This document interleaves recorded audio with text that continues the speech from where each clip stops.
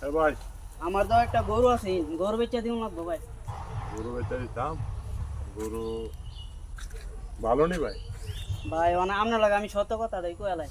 ও ভাই। গরু আছে না, মনে করেন একটা বাছুর আছে গরু, হুম।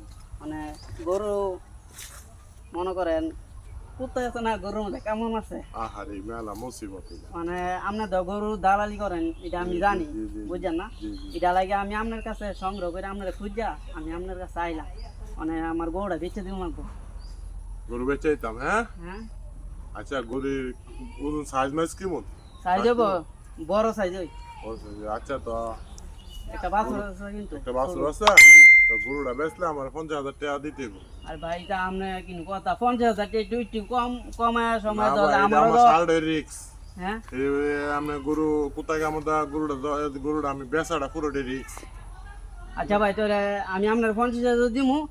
আর আমি যে আপনার দিমু এটা কি লোকে কয়েন না, এলাকাবাসী লোকে কয়েন না, কইলে কিন্তু আমার যে গরু পাইলে আমি যে সফলতা অর্জন করছি, হ্যাঁ, পরে মনে করেন আমার সফলতা আচ্ছা সব এটা তো যাবো, আমারও বুঝছেন না? শুনলে আমরা শুনলে এটা ইয়া পরে বুঝছেন না। সপ্তাহে কিন্তু আমারে মনে করেন এই দুর্নাম ছড়াবো আমার নামে। বুঝছি, আমারও এটা ফ্রি।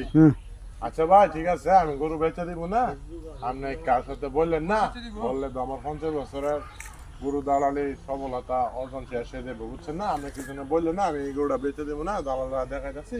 ঠিক আছে ভাই, হ্যাঁ।